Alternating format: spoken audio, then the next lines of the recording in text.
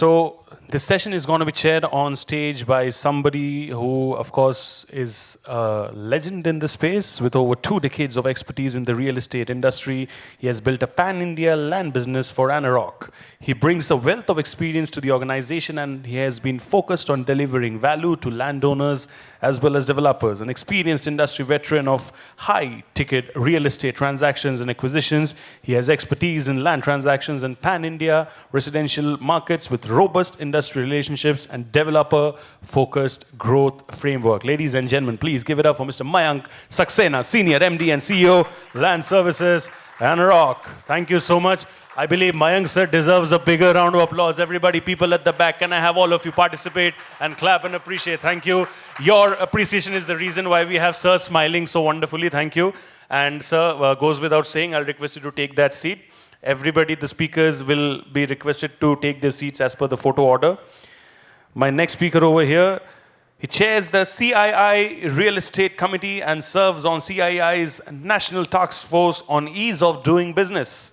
He has led major real estate organizations as CEO of Bharatiya Urban, co-founder and CEO of Anarock, and CEO of JLL in Residential India, following leadership roles at Citibank, Deutsche Bank, ICICI Bank, Fullerton Singapore, and Bajaj Housing Finance. A mentor with IIT Bombay and India Accelerator, he also serves as chief advisor at BitSafe, which is crypto fintech, and advisor to NAR-India. Author of the acclaimed Master Real Estate Trilogy, he is recognized as one of India's foremost voices in real estate leadership and urban reform. Ladies and gentlemen, make some noise for Mr. Ashwinder R. Singh, Vice Chairman, BCD Group, Chairman, CII Real Estate Advisor, NAR-India. Sir, ke liye asardar wala thoda taali, please, everybody. Yes, thank you.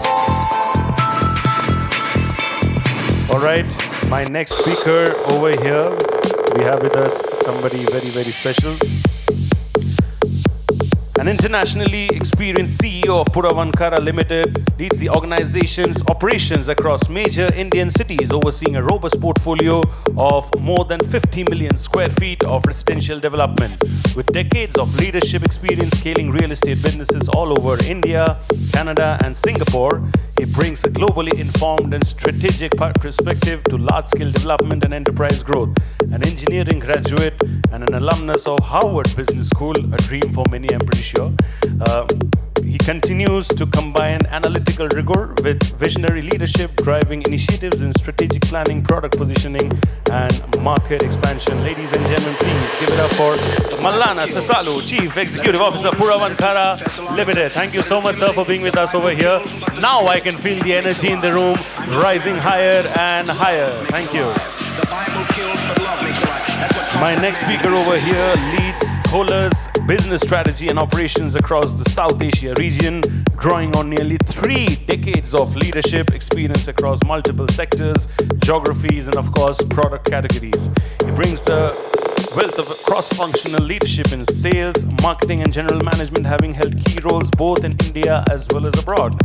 Prior to joining Kohler, he served as member of the board and chief commercial officer at Pernod Ricard, India, and held leadership roles at Unilodges, Make My Trip, and Procter & Gamble. He's known for his ability to identify critical business drivers, establish robust processes, and inspire high-performing teams. Give it up for Mr. Ranjeet, Managing Director, KNB South Asia, Kohler. Thank you so much. The stalwarts over here, we can keep for smart cities, the knowledge bank and repository of best practices in the area of technology-driven planning and management of smart cities. He's also the co-founder of YULU, India's largest shared mobility platform, and in the year 2006, he founded Sahyog, Indian Council for Public-Private Partnership to provide livelihood opportunities for rural poor. He believes in inclusivity, that's why he believes in all these initiatives.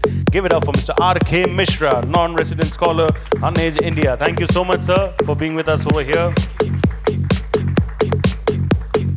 What a pleasure. Ladies and gentlemen, can we please clap a little louder for all these people? They deserve every bit of it.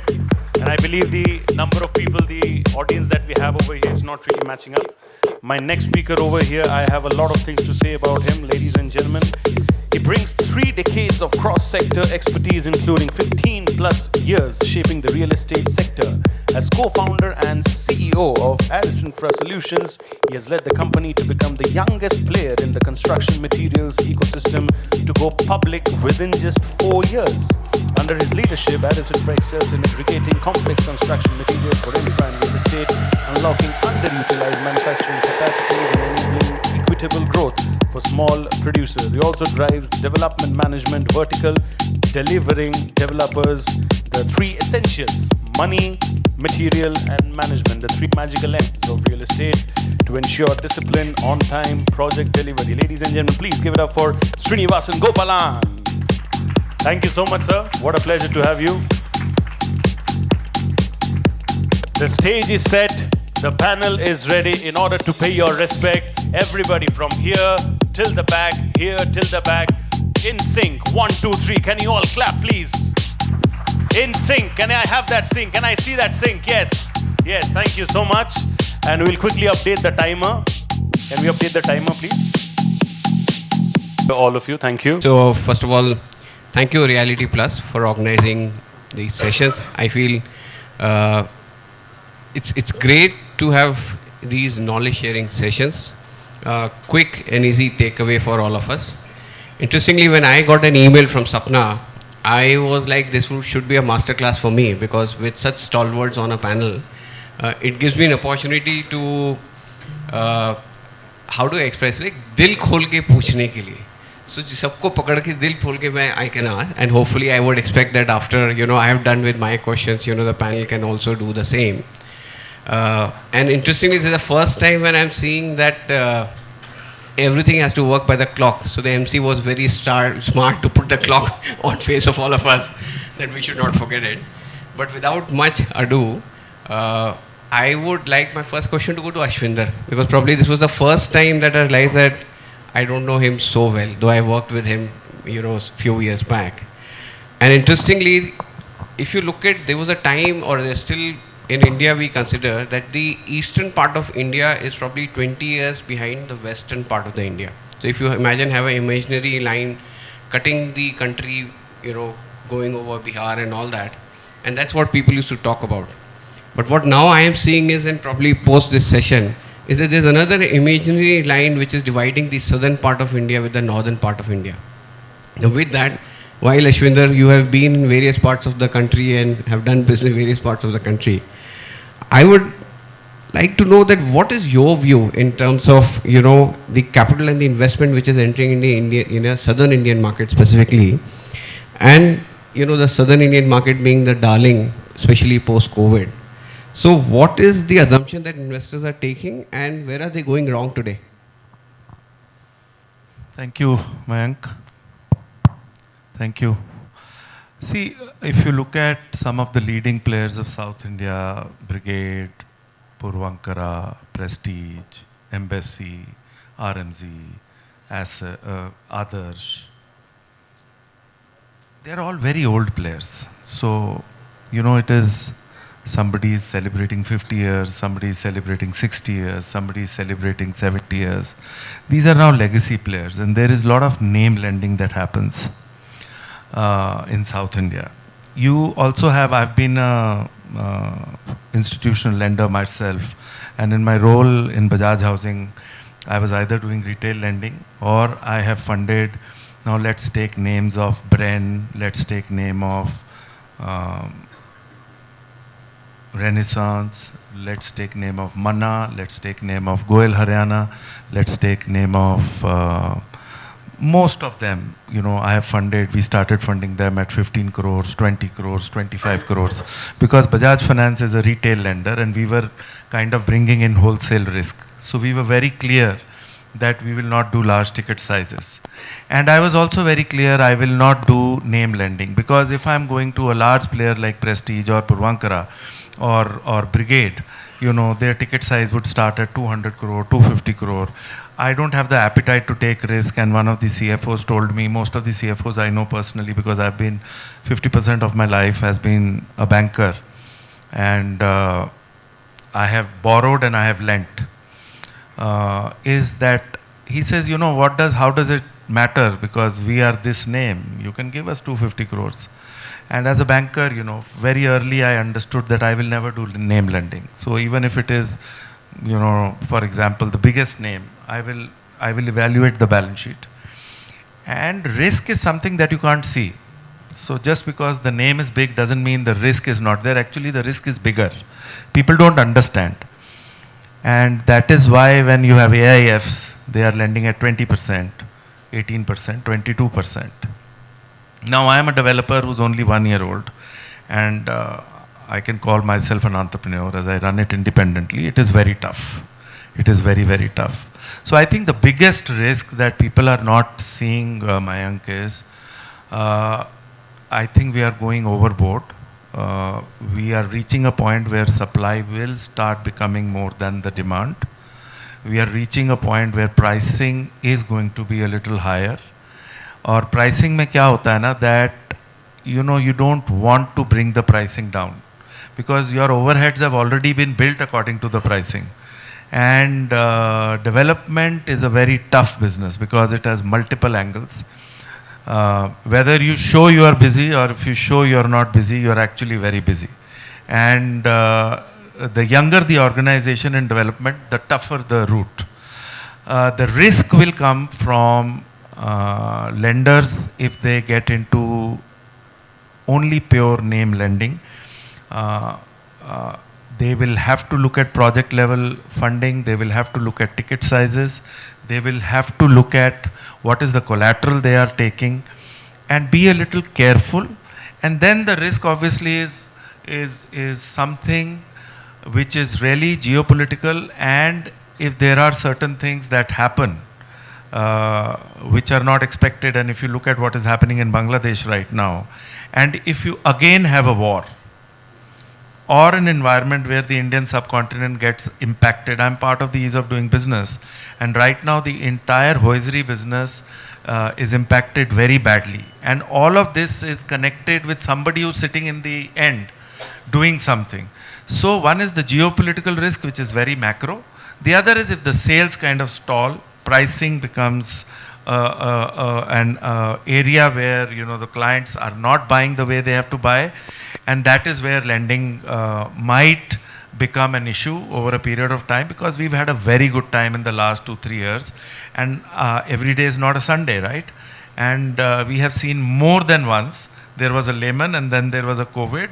So anything can happen. So we should not get over leveraged, is my point from a developer standpoint. And we should not fund just looking at a name and looking at a reputation and not doing deep dive into books, into assets, into liabilities, into sold receivables, into cash flows, and then go about it focusing on the basics. So if I may sum up, you know, what you mean to say is that, you know, one has to be deeply focused on the fundamentals. So if the moment the fundamentals go wrong, you know, there's a first sign of trouble. Taking that clue from there, Srini, you have had the opportunity of working in West and then coming and working in South. You had an opportunity to probably lead some of the top developers in the country, and then deciding to go on your own and not just, you know, look at the development piece, but look at a wholesome service element, and, you know, especially the construction management and all that. So as per you, which are the development cycle, if you look at, you know, for any project which would typically take 4 to 5 years, where do you think is the biggest challenge that one faces? Thank you, all of you. Thank you, Mayank. Real estate, as Ashwinder said, is a very complex business. One is everything is interconnected, so there are no departments, right? You look at every area, right? Land, go and meet a land guy, he will tell you a host of stories on what is difficult in acquiring land. Then comes the land aggregation guy, then comes the conversion guy, then comes the approval guy, and then actually your work starts of seeing how do I monetize this particular thing. So there again, you're starting with the design, what to do, right? What to construct there, say like a design, then contracting. So I think there are so many touch points. A real estate developer is the sabse bechara wahi hai. I think he has to tackle so many things. So it's important that we do a classification of what he is good at and what he is not good at, right? A developer is great at identifying land, looking at an opportunity, looking at vision, envisioning what is to come there, and get approvals because he loves to do that. Go meet the bureaucrats, change the law, or do whatever that he wants to maximize his FSI. Then comes the mundane stuff, right? Abhi yaar bore ho gaya, abhi aa gaya, maal aa gaya, my GDV is 3,000 crores. So he is already mentally preparing 3,000 mein 500 crore borrow karunga, I will increase my size to etc. etc. So that is where I think, and also Aris plays an important role there, saying that you have done the shopping, you have brought the product to fruition. Now it's the time for professionals to deeply look into every area and deliver the project on time. Because by this time, the developer is already thinking 2 more projects that need to come in. So that doesn't allow him the bandwidth because he has to do the mundane stuff and also be creative. So I think it's very important that the developer realizes that, and like in West, even you look at US and also Australia, right? There is a developer concept. His job is only to get land, funding and approval. Everything else is given to another company. So that is where I think things will move. And Aris and Uniturn, which is the brand, we are a very, very small experiment in that, where we say that आप ये दोनों काम करिए, उसके बाकी का हम करते हैं, so that you concentrate on increasing the FSI in this region, and we keep completing those projects. So every section is a problem. Most of the time of the developer also goes in financing, right? Financing बोलो तो उसके लिए क्या, he dreams, saying that मेरा माल 25,000 में जाएगा, whereas the reality is it is at 18,000 or 17,000. But he has to visualize that. He lives because of all this myth. Because so many personal guarantees he has signed. He has to sleep in the night. So it is important that someone steps in there, does a reality check and actually implements those projects. So every section is a problem. Important for us to dissect that, do something on our own, give it to some people who are experts in this. So everywhere it works the same, whether it is west or east or south or north. Very interesting take. I would like to take a poll from the audience that how many developers are bechara here. I believe every developer is a bechara. But interesting take. So from there, I would really like to go and ask a developer, Mr. Mallanna, are you a bechara or not? And then, while you guys are doing such interesting stuff, and your organization specifically has been pretty focused on the design and the design elements, any areas where you guys are actually over investing right now, and you think that you need to tame it around and need to rework on it? You mean in the development? Yeah, in the design aspect of a development. See, I think, he said, and my Hindi is not so good, he said, Dil khol ke prashna karo. I mean, Dil khol ke, he almost asked like a exam-like question, right? So let me a little bit break it down. So maybe what you're saying is that what is the things that we are doing today, maybe we will not be doing in the next 3, 4, 5 years, and we bring down our investment on such things which may not be there at all in the next 4, 5 years. Correct. That's maybe Correct. the question, right? So it's basically, I think, so far in the last 25 years that housing was a requirement, and I think we built colonies. That's what I call them, big colonies, which means that house or the apartment was the focus. Now I think the time has come that we need to look at something little beyond that. That is the experience of the people who are going to live there. And that's going to be the focus. So far what we did was we showed disco and we told them it's a ballet. People believed it, and people are not going to believe anymore after this. That is a development which is 2.5 acres. If I say that I've got 75 amenities in 2.5 acres, and I think people are not going to believe that and say that it is an elder's corner in the corner. So we put a chair and say that's the elder's corner. People are not going to believe that. That's going to disappear. So I believe that any design or any product that has not kept customer at the center of what they need and also the experience. Let's face it. If you go to anybody's house who lives in an apartment and tell them that, hey, can you show me? And what can they show? The 8 walls and the 9 doors that what the developer has provided, that would not be enough. And what they'll do is that they'll spend some 30 minutes there. and they want to take you out into the common facilities which they feel that they own them, and your clubhouse, your experiences, and the swimming pool or this or that. And so I think that that's going to become even more. At the same time, that a swimming pool cannot be a guitar-shaped swimming pool that cannot be utilized, because somebody thought it's a design that we want to do. And maybe people may expect that, this swimming pool is there, means it must be a usable swimming pool. So there's quite a bit of those, there's no pointed thing as one or two things, and I think it's an overall improvement towards the experience the customer should wear, we will be moving towards. But you mean to say it is more about the outward experience apart from the apartment, or inside apartment also? So inside apartment is, as a developer, what is that? If it is a 3-bedroom apartment, and I think we have reached a stage wherein that we are still not figuring it out, what is the most economical or what's the best floor plan. We all know what's the best floor plans are, and it is all available. And after that, it is just what is the interior that the people do for their house is what it is. What they actually look for is what is outside my apartment. What is the experience that I get? Let us say that you are living in a place where 1,500 apartments are there, and you have a 30 or 50,000 square feet of clubhouse where you have a bowling alley.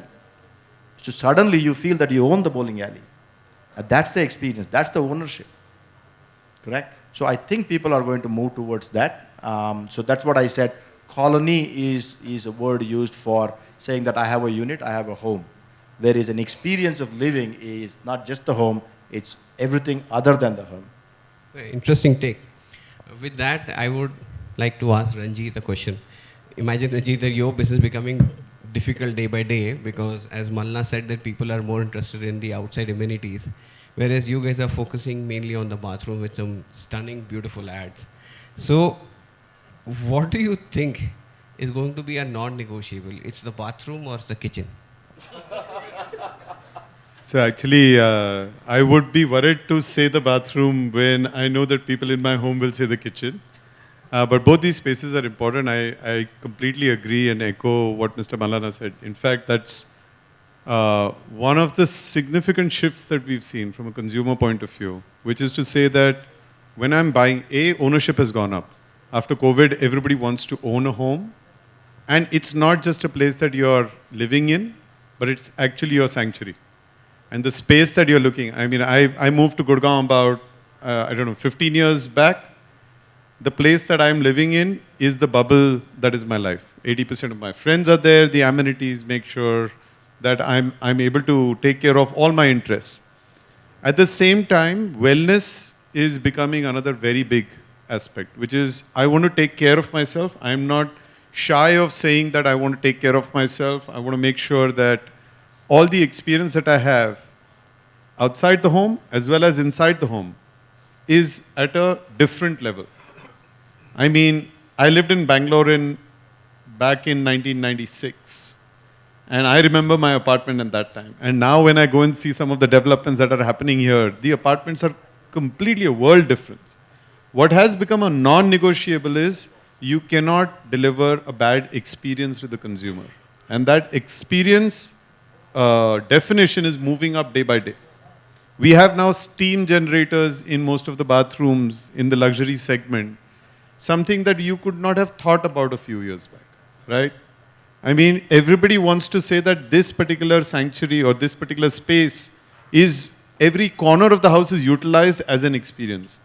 The favorite anecdote of mine when I joined this industry was that when a housewarming would happen, people would earlier on just bring people into the living rooms and you would serve them food there. Then it moved to showing off your kitchen and saying, see how many different things I have in the kitchen to be able to deliver a very different experience. Now the bathrooms are opening up. And people are very proudly saying, at the end of all of this, let me show you the technology that I have in the bathroom, right? That's become a flex, where I say I have a rain shower here, which is equivalent to a 5-star or 7-star hotel. So I think the consumer experience and what I can get out of my living space is now becoming more a non-negotiable than a nice to have. And that's why consumers are becoming a lot more, let's say, picky. What you've told me you're going to deliver in this has to be delivered to me. Don't just show me, I don't know how you said it, a disco and then show a ballet, right? You have to deliver against what you're promising, and those promises are extremely high. Very interesting take. So, for the benefit of the audience, you know, though I'm in this industry for last 2 decades, but by education I'm an architect planner. And when I was seeing this panel, I realized that I definitely have to have, you know, sorry again saying Hindi mein, dil khol ke sawal to Mr. Mishra, because mobility, I'm like, it's on the face of all of us. We, especially in a city of Bangalore where people get, you know, stuck in traffic jam and then they curse themselves for doing the, you know, creating that traffic. But then, you know, you guys have been doing something very different. So what do you think in the current, especially from the industry perspective, from the real estate industry perspective, what do you think is being missed from a last mile mobility perspective? Like, you know, is YULU being considered by developers to be a part of, you know, their developments or not? It is still outside, or is it somebody else's problem, or it is becoming part of our integrated development now? Hello. So, thank you, Mayank. First of all, I wear several hats. And when Murli from Shriram called me and he said, oh, RK, you need to give a perspective on Bangalore and the government policies, and because I'm advisor to you know, the government in terms of the growth of real estate versus catch up with infrastructure has to do it, because you can make a wonderful apartment. But if you don't reach the apartment, I don't think you'll be able to sell it, correct? And many times apartments are made first, and hopefully road will come in future. And road actually happens 60 feet on the paper, and maybe in front of the apartment, but you know, look at famous Panathur and Bulgaria Road in Bangalore, where everybody is there. So anyway, I'll answer the question. And I also happen to own a company called YULU, so we'll tell you. But I think let me just first take the first part. That's more interesting. YULU or non-YULU, you can go anywhere, you know. You can walk. I think first of all, I'm very happy because usually I sit with bureaucrats and engineers and investors to try to get more money to Bangalore in terms of investment, because I'm advisor to Economic Advisory Council of Prime Minister and here, and UP government and everything. My only request to all our friends who are sitting this side, please make sure that golden goose, which we have, actually survives. You know, I'm like, you know, saying actually in all seriousness, the real estate lobby, especially in cities like Bangalore, and I think Hyderabad is the same. UP and all, of course, they don't have much power because the government runs them. Here, they run the government. I don't know about Chennai, but at least few cities which are very fast growing cities and which are driven by IT industry, which is primarily the only industry in this country which pays you disproportionate amount of money than your actual talent and abilities, which creates you surplus money for which you can buy apartment. That's why South is growing. There's no other reason. South is only growing because of the IT industry and knowledge industry. Correct? Now, if we go and tell everybody that, okay, we are doing, by the way, I don't know if you noticed, yesterday, Hyderabad has overtaken Bangalore in attracting GCCs for only simple reason. And I got a call last night from the man who runs the state. What's happening? We are doing so much, and this is when we are doing Bangalore Tech Summit today. This news comes. I said, news would have come on the day you did Bangalore Tech Summit, but the writing on the wall was there forever. And not only your term, but previous, so many chief ministers have been seeing this. The government has, I think, not done its job very well, both in terms of planning and also ensuring that the rules are followed. Because 20-story, 30-story apartments have been made on a 20, 30 feet actual existing road. On paper, it will be like, whatever, 30 meters. And given that I work with the government, I know it's all not hunky-dory, the way it's done. If it continues to be like that, people who are buying in Gunjur Road, Vartur Road, Balagere, Panathur, IT corridor, that's where maximum sales are happening. And now the next chaos will be in Devanahalli area, because there again, things happening. So my request to all the builders and the associated people and magazines and publications, please see to it that you put enough pressure, because you're doing a very important job. The biggest dream of every person is to have their own home. You are doing a social service by providing them good quality homes. But please, while you're trying, and you have powerful bodies like CREDAI and all that. Push the government. Push the government. Put your foot down. I know you get your work done by doing whatever you do, but this is a public cause. Ensure that infrastructure keeps pace with your development. You're making beautiful apartments selling for 5 to 20 crores or whatever it is. But if you bypass the infrastructure, it'll come to bite you. Not today, but tomorrow. Cities will hollow out. And Hyderabad is doing fantastic job because infrastructure is amazing. Bangalore is not doing that. Places like Lucknow are trying to attract. I'm advisor to the UP's Economic Advisory Council to Chief Minister. But people are not going there because there is a talent issue. Bangalore has a talent, but infrastructure is not there. After some time, there will be a problem. That's one part. So my humble request, because I sit here and I'm sure this will be picked up in the media. Tomorrow will come and I'll be in trouble, but that doesn't matter. Please make sure that, please work with the government. Whatever is to be done, do it, because if infrastructure doesn't keep pace, your industry will suffer. Okay? When Gurgaon floods like crazy, you live in Gurgaon. Yeah. What happened this year? Yeah. It's unthinkable. And all of you control that city. I mean, DLF controls the city. How difficult it is to just do the proper planning and do the, drainage setup. You can't do much about the, burning and, all that, but so this is one request. Finally, since you asked that question, well, YULU had hardly any role to play to solve your problems. YULU is primarily right now making your life difficult because you can't take your cars out to buy grocery and all that. There's so much traffic. So YULU delivers to you. Correct? So all the delivery in Bangalore, around 50% happens on YULU. Delhi is around 35%, Mumbai is around 30%. We have around 1 lakh drivers on road on YULU bikes delivering your Swiggy, Zomato, Zepto, whatever else is there.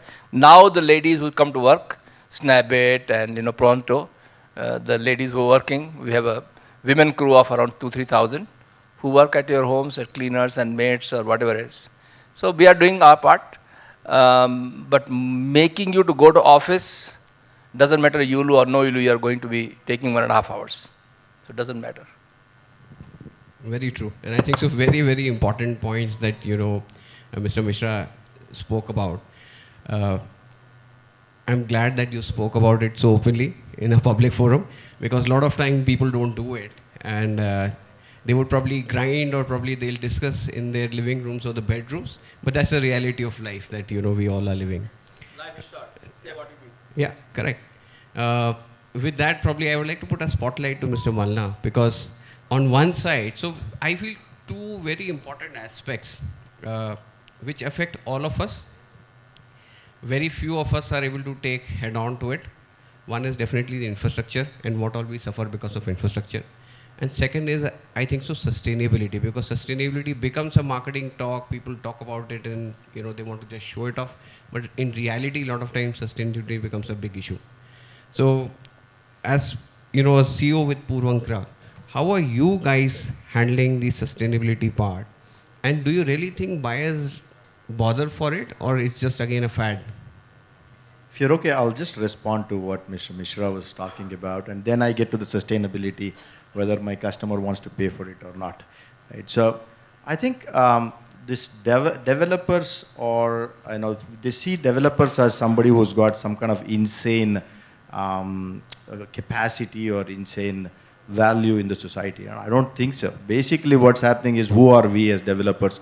Land is not ours. We buy the land with an investor like Ashwinder giving the money, or we went to go into a joint development agreement, and then we bring an architect, we design that, we go to the government, and then we get the approval, and we go to another lender, get the construction finance, we go to the customers, and then we take care of the government officials. So it's like, generally speaking, that we are putting together a lot of people to do our business. The second thing is that we don't have so much of powers as everybody has made out to be, because this is something that we always discuss in CREDAI.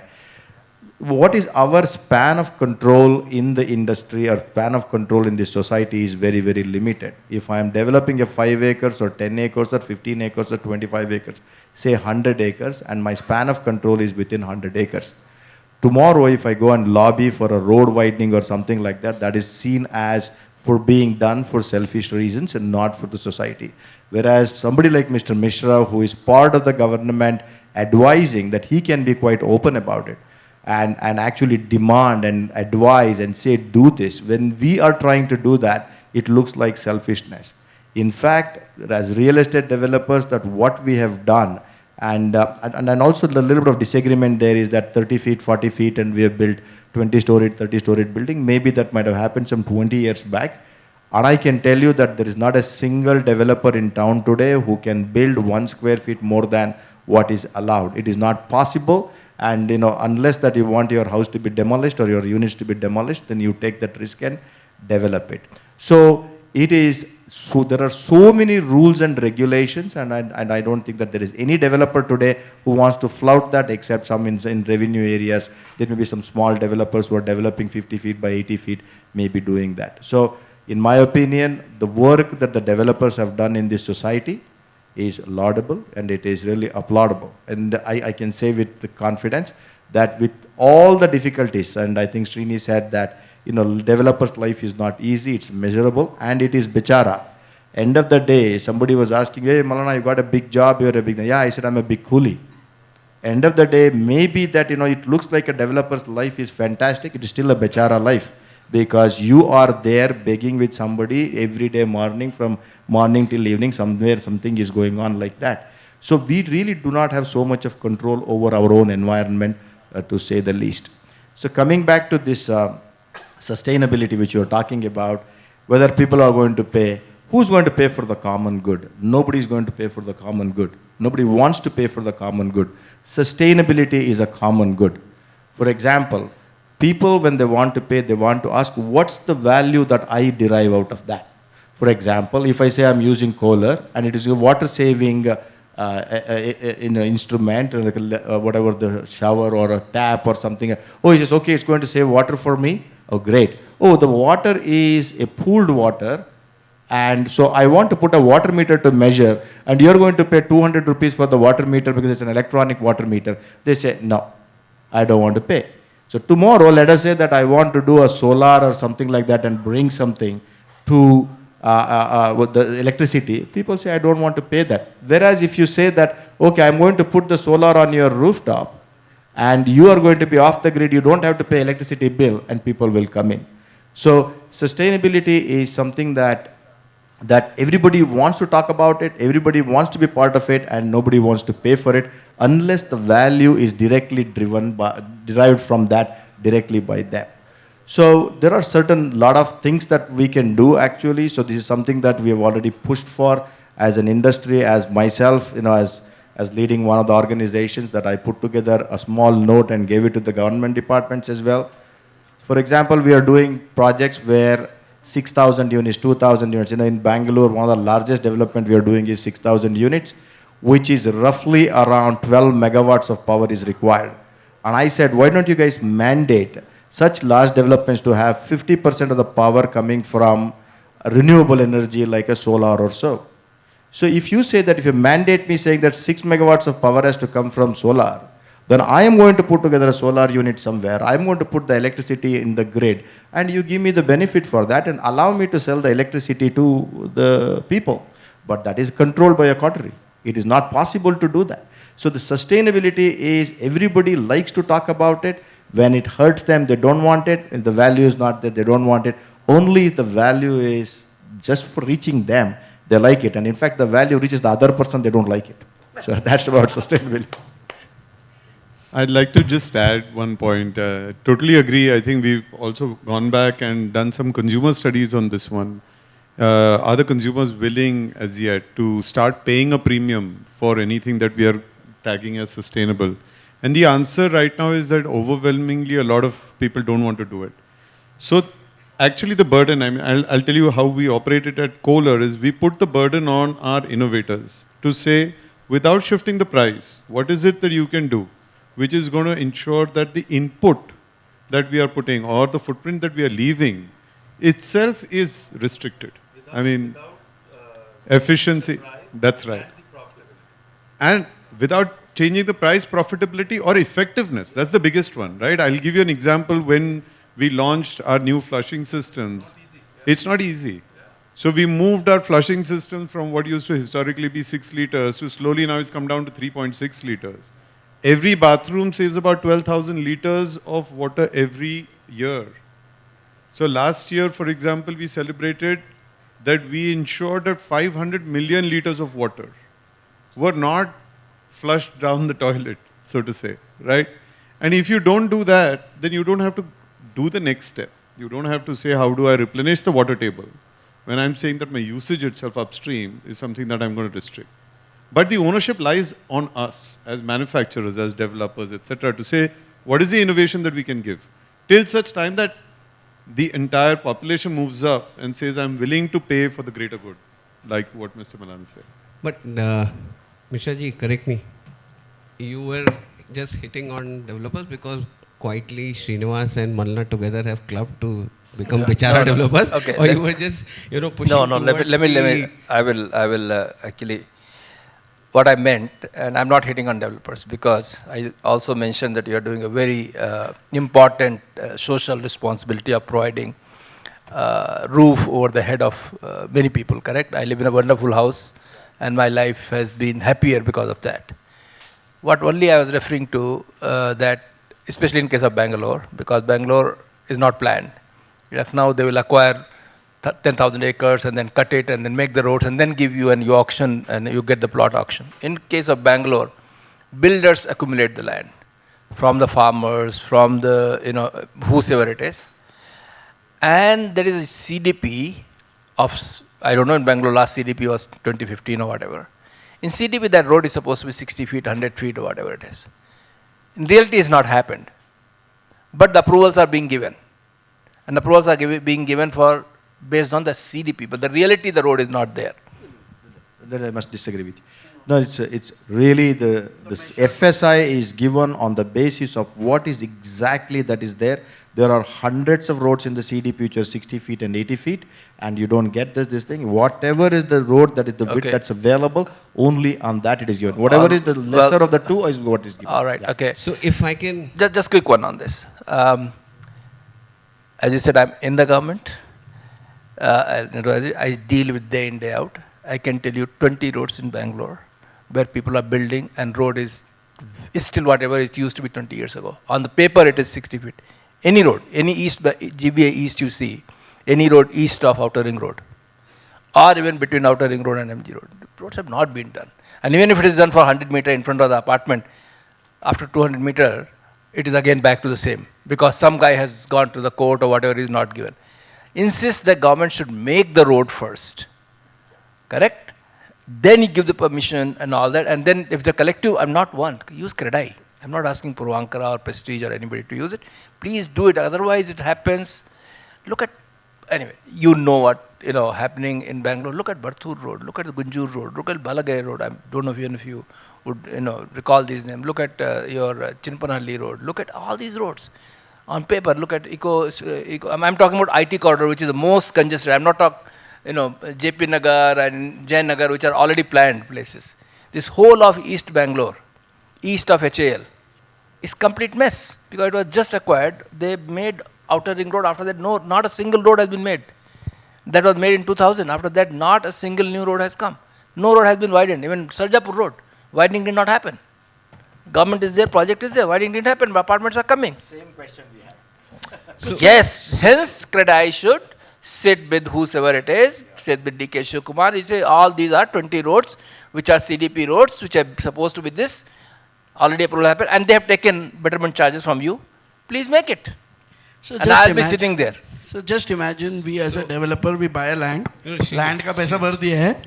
And I go to 30 feet का तुम 60 करो बाद में मैं construction शुरू करूँगा.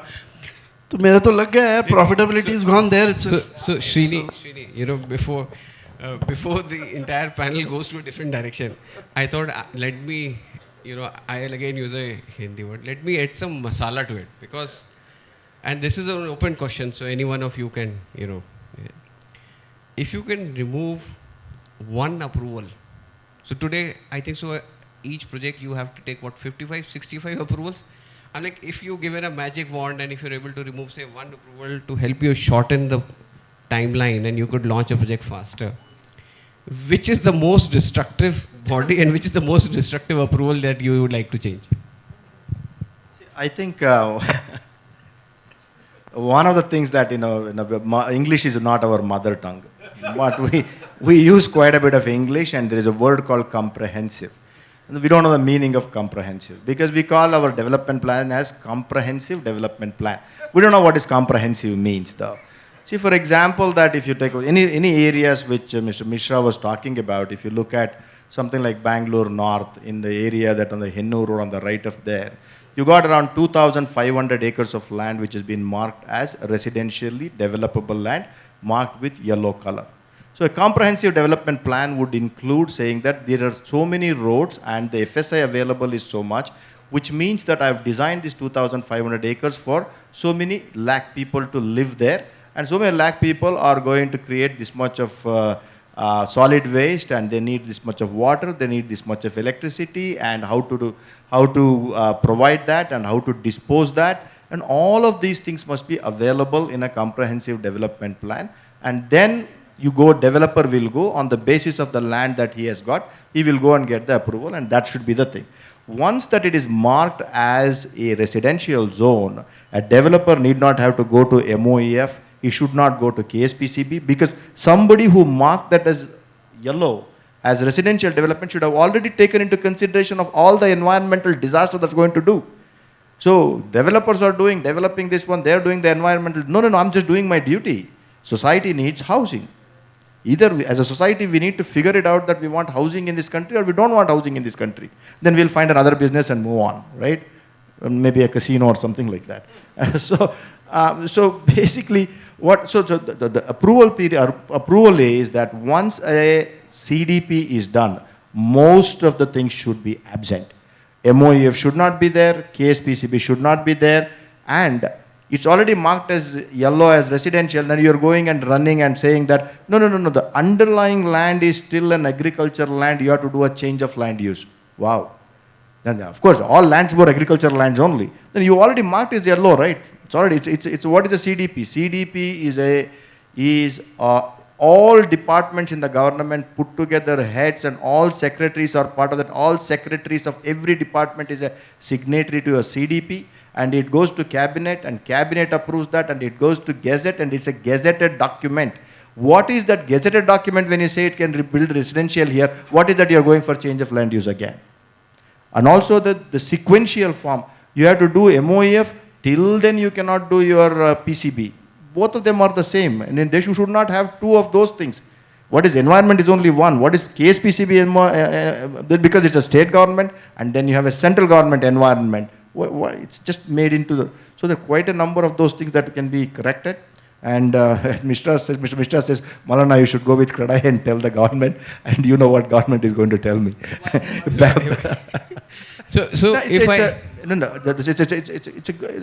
should have this little bit of debate. No, it's not like that. It's not that we have not voiced it. There are 101 times it's been voiced. And it is not that, the ministers have not been called on the stage and asked the direct question. Because just like this, we have quite a number of CREDAI meetings. So it is not that, when government chooses to do what they want to do, an elected government, there's not much that you can do. Right? So it's basically, what is it? You deserve the governments, you deserve the governments that what you deserve as a population, and this is what we deserve, and that is where we are. What is there? And when I was speaking to you, what is there that the city does not have? The smartest people, the greatest education, go on the best of the best jobs, per capita income, one of the best in the country. What is it? Look at the way we live, look at the roads we have. Even I have the same complaint, just like you. But the thing is that it is something that as a population that we all don't rise, then it won't happen. And that's what. So as CREDAI, we do our best, whatever we could do. If I may add to it, so to put it simply, you mean to, or maybe what I could get out from, understand from whatever you suggested was that there's a design flow in the CDP or in the entire process, and for that the developers are actually paying and compensating for. So what do you think that developers are actually forced to compensate in? Is it the money terms, is it design terms, is it the project term, or what is your view, especially from the developer fraternity. Yeah? So I think we are forced to do everything as a developer. These are the 20 things you follow. वो बोलते हैं ना मंदिर में जाते हो तो घंटी मारना है. So there are 20 to 40 things that you need to do before you till the land and that you are supposed to do. It's the law of the land. We follow it. Nobody has questioned it. Or even if you are questioned, we don't know whether you can question. So if that's the first question that you need to answer, whether you are allowed to question individually or collectively. So I think, see, let's give credit to the government where it's due. These are the environment. We choose our land, we choose our location based on all these constraints. So positively, if we have to look at it, let's keep focused on what we have to do. We have to build homes, and we should concentrate on that. On the sustainability side, I do believe that people over a period will get an edge. You keep doing this today. Today we may not get an immediate gratification for it, but eventually your products will sell better, your brand will be better, your product will be selling at a premium faster, so on and so forth. So I don't think we should get illusioned by all of this. We have to keep doing good work, and that is the value and the vision that one developer brings as compared to another. So I think we should keep going. We are all doing a great job in my opinion. The environment is tough. We are running on a round ball, trying to balance ourselves. I think we are doing a great job. As you guys are there, keep buying properties, that's important for us. And keep taking new commercial space on lease. Keep buying from the Amazon so that the warehousing industry does well. Keep coming to the Taj so that the hospitality does well. So everything is real estate. So keep supporting us all the time. but thank you, Srinivasan. And probably what you said is very right, that you have to do the good work, and eventually the work will speak for itself, right? So there will be a catch-up and there will be a time for that. Probably my last question to the panel, because what we started seeing was post-COVID is that everybody wants to get into plotting, and plotting has become the new buzzword.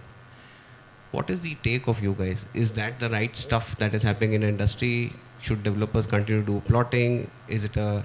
Because I get to hear a lot of other side of the story also, that it's a waste of natural resource, because people will do plotting and then they'll sell it and nobody will construct on it.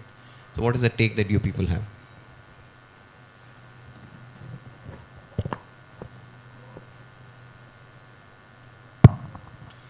No, well, if there is a product that people are buying, so I don't know what do you mean by waste of natural resources or national resource, whatever you meant, because there is a waste if you buy a Gucci, right? I love Srini's shoes. So it's a, I don't know, how much does it cost? We'll discuss. I'll DM you. So there are a lot of things that are waste. There's water getting wasted in flush. So, and what Ranjeet said is right.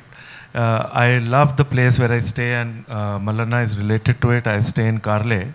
I love that place, but when I flush, that flush is on even when I'm outside. And the water is going out, and this is like 350 apartments, and all the residents say that. And it is one of the most well-constructed societies I have ever stayed in. Srini was again a little jealous when they were introducing me, because he found my profile quite good. So I was just doing. Envied you. So let's use a positive. I was just doing touchwood. I said, "Yaar, nazar na lag jaye." But the fact is, I have stayed and worked in Gurgaon. I have stayed and worked in Pune. I have stayed and worked in Mumbai. I have stayed and worked in Bangalore. I have stayed and worked in Dubai. I am the only real estate professional who's done a CEO role, staying and working in these top 5 cities. I think Mr. Mishra has been a little tough today. Especially the way he said about developers, and in a very unilateral manner. I have co-chaired CII Real Estate for 2 years. I am now the chair of CII Real Estate. I have dealt with a lot of bureaucrats at a central level, at a state level. I want to share this, I was in Punjab and I met Mr. Sanjeev Arora, who's a businessman himself and a Rajya Sabha MP for 3 years. Now he's the industry minister. And Punjab has won the best state award for ease of doing business. And anything and everything that the industry was saying, he was saying yes. I don't think that is the case in most of the states.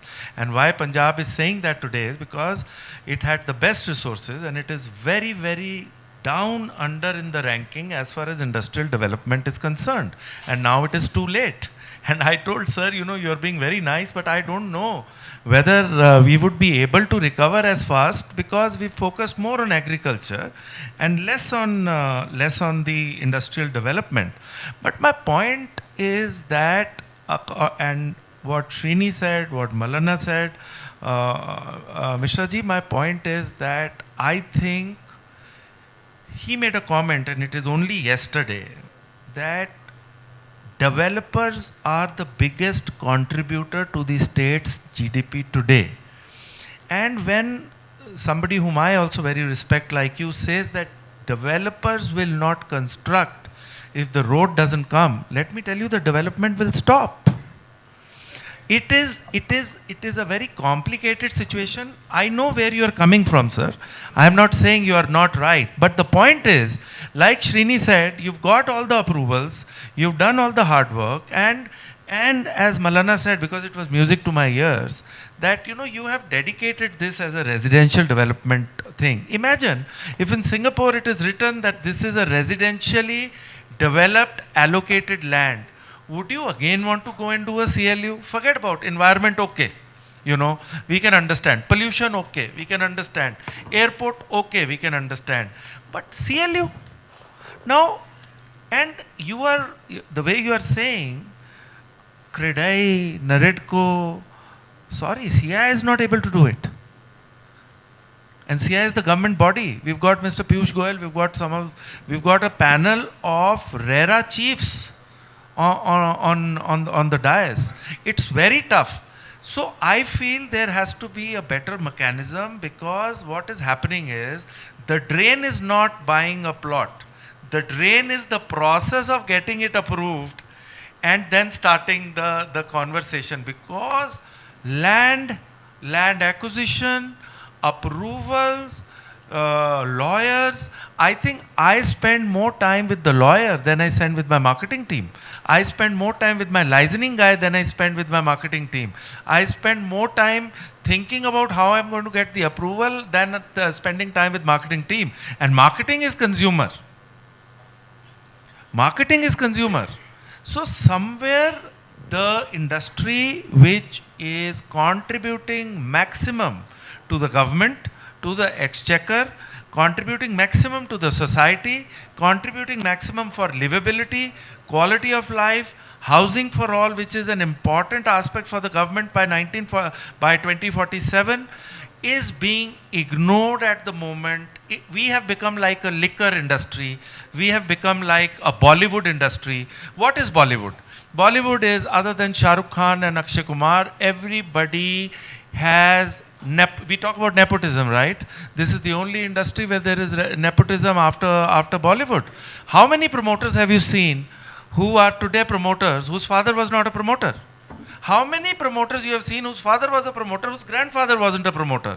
So what are we talking about? There is no entrepreneurship in this industry. Entrepreneurship in this industry happened 50 years back. I was working for an entrepreneur. Mallanna was working for an entrepreneur. But when he became an entrepreneur, he saw tremendous difficulty in the real estate industry. I am an entrepreneur today. It is not easy, because to become an entrepreneur in the real estate industry, I need 500 crores in my bank account.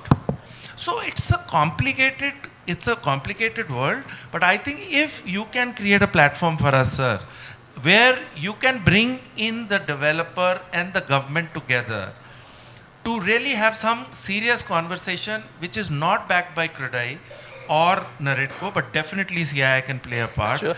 We would really be very glad, because when it comes from you as a mediator whom the government also respects, the developer also respects, I think the whole dialogue and the engagement can take a different shape.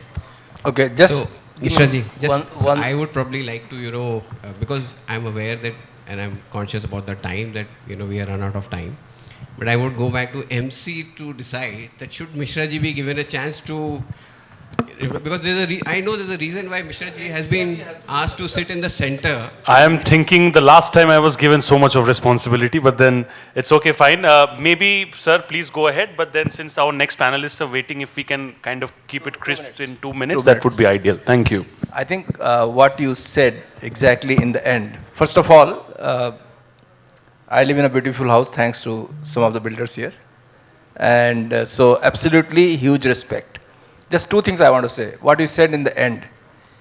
And all of the, by the way, Ravi, Irfan, all are personal friends as well, and we talk privately. My only request is, as you talked about the platform, you have tremendous power. You don't realize it. Because if IT industry, one CEO, some, nondescript company called Black Buck says, I'll move from Bilandur to Kormangla, and DCM starts, talking about it, where these IT people's companies and houses, who builds them? Embassies, prestiges, Puravankara, they are the ones who are doing it. How come none of them ever mention any such thing like that? Me, Kiran Mazumdar Shah, Mohandas Pai, we are at loggerheads. And of course, we also run companies. They can come and close our companies. Correct? My request is, it is something which is hurting the city. And I started with the word called golden goose. There are few cities in India who run the country's economy. Correct? If we don't fix it, Bangalore is one of them and few other cities. If we don't do it, the government is not a one entity. It's an amorphous body of lot of people. You talk Piyush Goyal. He can do very little in his individual capacity. But if we all create a platform, I'll be very happy to work with whosoever. CIA is fantastic. You come and put things together. Individually we'll talk. I would request if CREDAI put certain, or whatever body, I don't want to name, that builders are also suffering because of poor infrastructure. And I think they are all personal friends. I have seen them in the parties. They are very good friends with all the powers that be. Nobody will mind it. Let it also should come, because public perception is, okay, forget about R.K. Mishra. Talk to anybody. Till we buy a house from builder, he's my friend. After that, what happens? Correct? So my request is for the own good of the industry should take the initiative and be the friends of the public and work with the public to get the government to do their thing, what is their job to do. I'm not blaming you. My question here is just come together. It is really, really tough and frustrating. My only request is this, because otherwise, I came back to India. I wanted love to this country. I was in Tokyo and I wanted this city to be like Tokyo. That's why I came 30 years ago. Since then, I've been fighting. So if it because we love our country. If we don't do it, 6 cities run the country. So we got to do that. Thank you. Thank you. Just 1 second. So being a developer in this country and to speak so bravely is also a task. I think it's very important. I see what happens. Yeah. No, Mishra ji, but he has a point we can discuss, but it's very Not tough. easy. I agree Once with approval doesn't come, your project goes very So, Mishra ji, if I may request, I think everybody should talk, and why it should be tough. Why can't we? I'm like, imagine we pay so much of taxes, we do so much, from our heart, and then we, in return, what do we get? Potholes, crazy traffic jams. And at some stage, we have to all stand up and start talking. Yeah. But how he spoke in Gurgaon. You saw Sohail Seth, how he spoke in Gurgaon, because he was not a developer. Why did KP Singh of DLF not speak like that? Because he has invested the maximum in infrastructure any developer, not just in India, but in Asia would have invested to develop a city. DLF has developed Gurgaon. It is not the government of Gurgaon that has developed Gurgaon.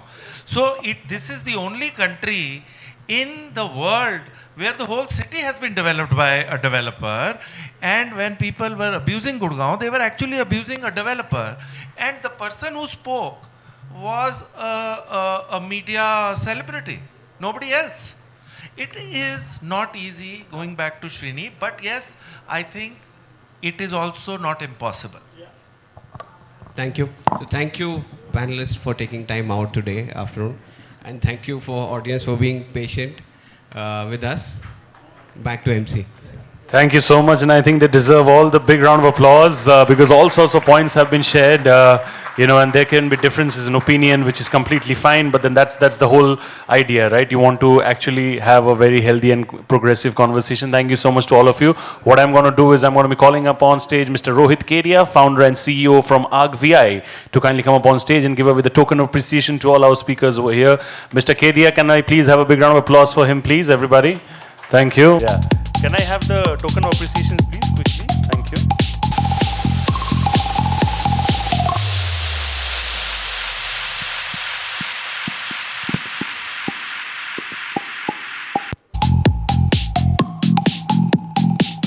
Please.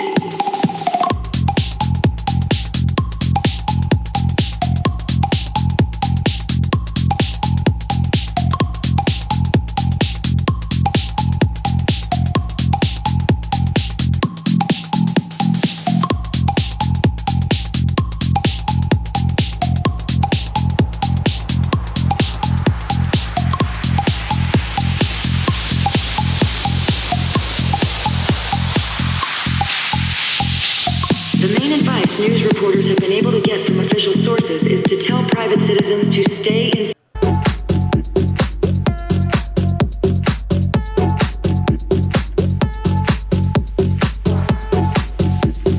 Ladies and gentlemen, this is the moment to clap and applaud.